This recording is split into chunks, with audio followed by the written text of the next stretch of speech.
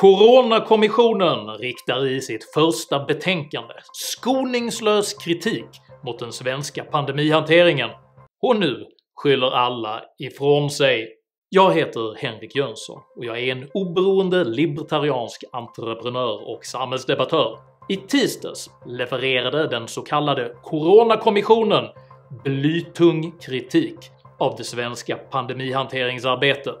Allt från strukturella brister till ren senfärdighet anses ha orsakat den situation som av allt fler nu betraktas som ett historiskt svenskt haveri. Hur hanterar regeringen och dess myndigheter kritiken? Hur hamnade Sverige i denna extrema situation? Och vad säger kritiken om den svenska förvaltningen på ett rent generellt plan? Dessa frågor tar jag upp i veckans video. Gillar du mina filmer så hjälper du mig att fortsätta göra dem om du stöttar mig via något av betalningsalternativen här ute till vänster. Det är endast tack vare ert generösa stöd som jag kunnat fortsätta att producera oberoende och aktuella videokrönikor varenda vecka i över 3 års tid. Och nu i veckan nådde denna kanal tack vare er över 10 miljoner videovisningar och 80 000 prenumeranter. Jag vill därför idag rikta ett extra stort tack till alla er som tittar, bidrar, uppmuntrar och stöttar. Det är ni som gör detta möjligt och jag är djupt tacksam för ert engagemang. Är du ny här på kanalen så kan du med fördel prenumerera någonstans här nedanför. Se även till att klicka på den där enfaldiga klockikonen och prenumerera på mitt nyhetsbrev så missar du garanterat inte när jag släpper nya filmer. Vilket jag gör med personligt ansvar varenda lördagsmorgon klockan 08:00 svensk tid. Idag pratar jag om kommissioner, kollisioner och kritik. Häng med!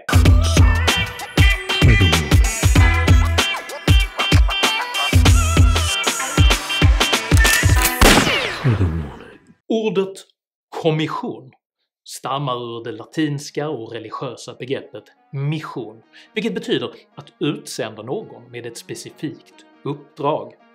Prefixet kom signalerar gemenskap och samarbete. En kommission är således historiskt en grupp människor som getts en specifik uppgift.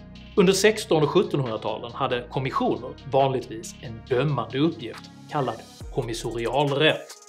Dessa kommissorialrätter tillsattes av konungen och utgjorde tillfälliga och oberoende expertsammanslutningar vilka skickades ut i det svenska riket för att rannsaka och döma ämbetsmän som ansågs brista i sin tjänsteutövning.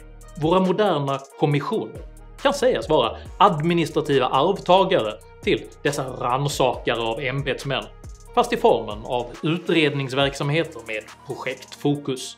Initiativet till en akut coronakommission togs av Sveriges oppositionspartier, medan regeringen istället intog hållningen att en kommission endast borde tillsättas efter pandemins slut, sannolikt om många år när samtliga nu aktiva politiker sedan länge tryggt lämnat sina poster. I paritet med att den svenska pandemisituationen förvärrades ökade dock trycket på regeringen till den punkt där man under sommaren inte längre kunde uppskjuta ansvaret att tillsätta en akut kommission. Kommissionens uppgift blev att kritiskt granska och utvärdera den svenska pandemihanteringen, men av hänsyn till denna stora arbetsbörda var regeringen mycket noggrann med att kommissionens slutsatser inte skulle presenteras förrän ett par veckor efter nästa riksdagsval. Denna flagranta politiska styrning blev dock för mycket, både för medier och för riksdag, och regeringen tvingades acceptera ett tidigare läggande av kommissionens slutsatser. I brist på möjligheter att skjuta upp eventuella osmickrande slutsatser väljer regeringen nu istället att försöka skadebegränsa situationen genom att styra delbetänkandets inramning. Socialminister Lena Hallengren axlade i tisdags därför rollen som konferencier för den oberoende kommissionens kommunikation. Hej allihopa! Välkomna hit. Med mig här idag har jag Mats Melin, ordförande i Coronakommissionen. Och ägnade hela presskonferensens inledning åt att berätta att regeringen inom kort avsåg att presentera en egen utredning med bäring på kommissionens eventuella slutsatser. Jag vill inledningsvis säga något om regeringens pågående arbete med att reformera äldreomsorgen som jag bedömer har bäring på kommissionens delbetänkande. Regeringen kan idag berätta att vi inom kort kommer presentera en utredning med 2 uppdrag. Detta samtidigt som den oberoende kommissionens ordförande tvingades vänta i tysthet på sin bildskärm. Det hela är generande likt ett maskande skolbarn som försöker att rama in sin egen betygssättning. Mrs. Krabappel, in figuring out my final grades, I hope you'll note that all of my textbooks are being returned in excellent condition. In some cases, still in their original wrapping. Med de orden så lämnar jag över till Mats Melin. Varsågod. Regeringens desperata försök att rama in och ta udden av delbetänkandets kritik är så genant att den gränsar till det absurda. Och det visar på en underliggande och större attityd. Den svenska strategin betraktas redan som havererad och man ägnar sig nu åt skademinimering.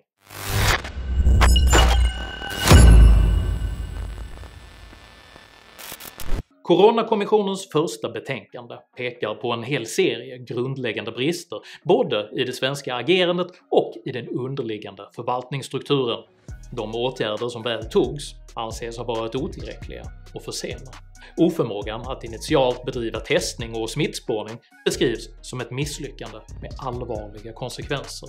Bristen på skyddsutrustning framhålls som mycket allvarlig och kommissionen anser att det tog Socialstyrelsen orimligt lång tid att åtgärda bristen.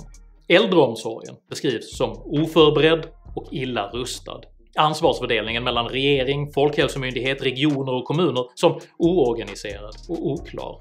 Och ytterst, Coronakommissionen betraktar den allmänna smittspridningen som det underliggande skälet till Sveriges höga dödstal, även inom äldrevården. Det går alltså inte, som regeringen under hela året försökt göra gällande, att specifikt lägga skulden för Sveriges höga dödstal på brister i just äldrevården.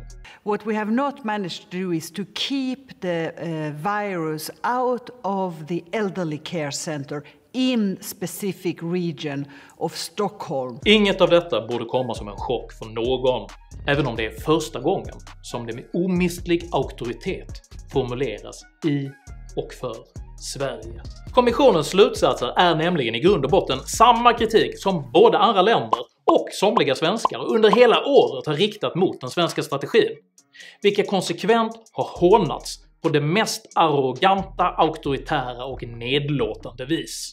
Alla andra länder gör fel. Är du hobbyepidemiolog? Den svenska strategin bygger på förtroende och frivillighet och om du inte älskar läget företräder du en auktoritär och totalitär coronahöger. Det går nu inte längre att på detta vis slå ifrån sig den kritik som riktas mot den svenska coronastrategin.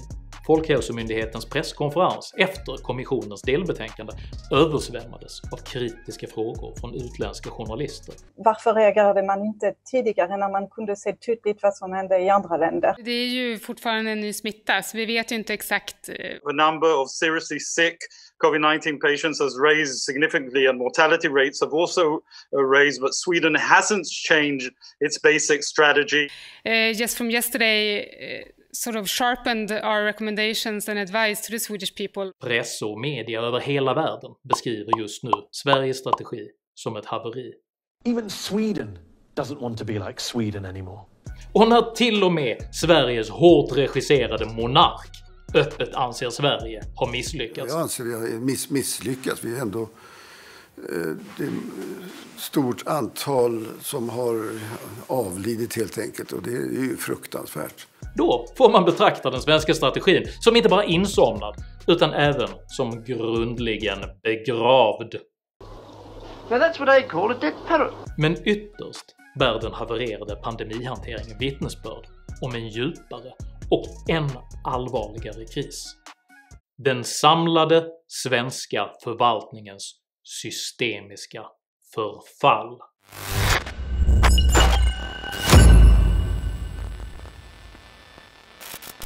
Alla system, människor och organisationer ansätts av olika typer av styrkor och svagheter. Om man applicerar för stor belastning på fel ställe så kollapsar alla organisationer vid sin svagaste punkt. En person som plötsligt drabbas av en hel serie tragedier, som kanske förlorar sin partner, sedan sitt arbete och slutligen får en allvarlig sjukdomsdiagnos, kollapsar i den riktning där vederbörande redan är svag, med exempelvis missbruk, depression eller psykisk ohälsa som konsekvens.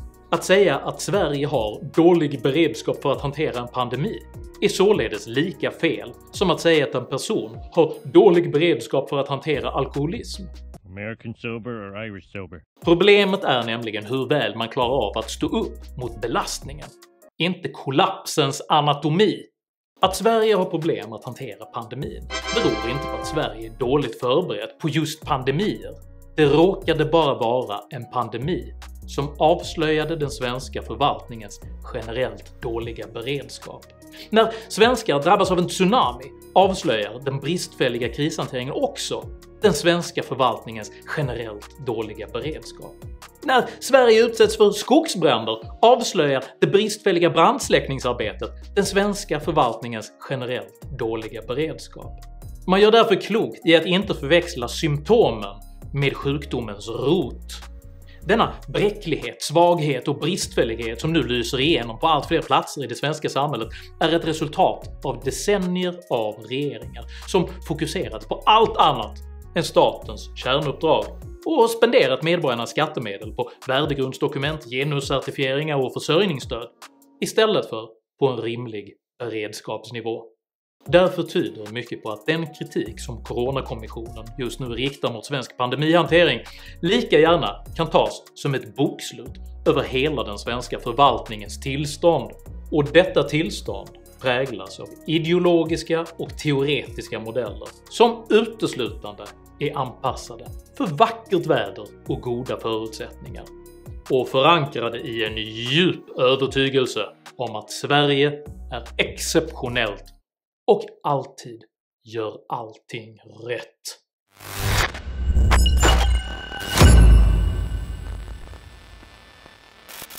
Exceptionalism kan sägas vara en slags underdiagnos till storhetsvansinne och tar sig uttryck i form av en övertro på att de värden och idéer som man själv företräder är så överlägsna att alla andra också borde anamma dem för sitt eget bästa.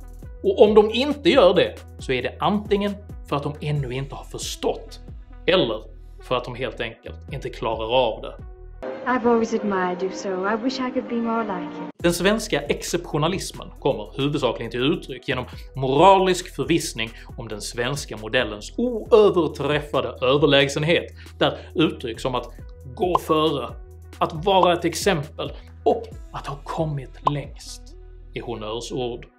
Den svenska exceptionalismen är mer övergripande än specifika sakfrågor och kan istället säga utgöra den mylla som alla andra frågor spirar ur.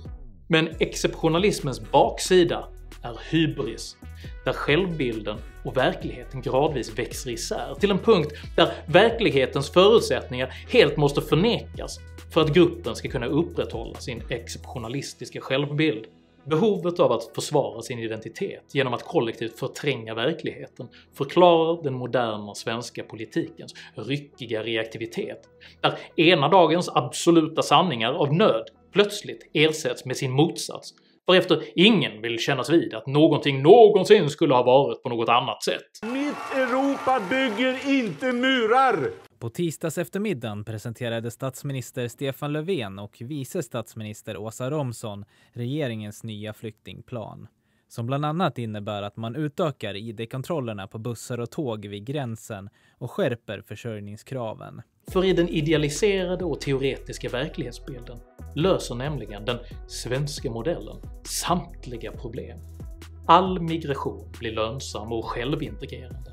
Kriminaliteten avvecklar sig själv på grund av gynnsamma socioekonomiska förutsättningar och pandemier ebbar naturligt ut av sig själva när den möter det svenska folkhemmets överlägsna moraliska integritet. Men vilken praktiskt orienterad person som helst kan berätta att verkligheten sällan beter sig som i teoretiska modeller och i ideologiska system.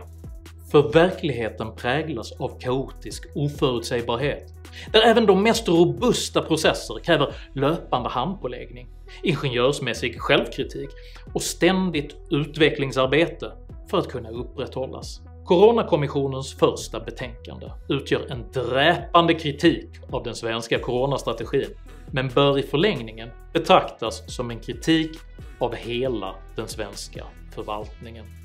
För varken hög moral, socioekonomiska jävla faktorer eller ens massutskickade fucking sms kan hantera praktiska, verkliga problem som integrationssvårigheter, gängbrottslighet eller pandemier.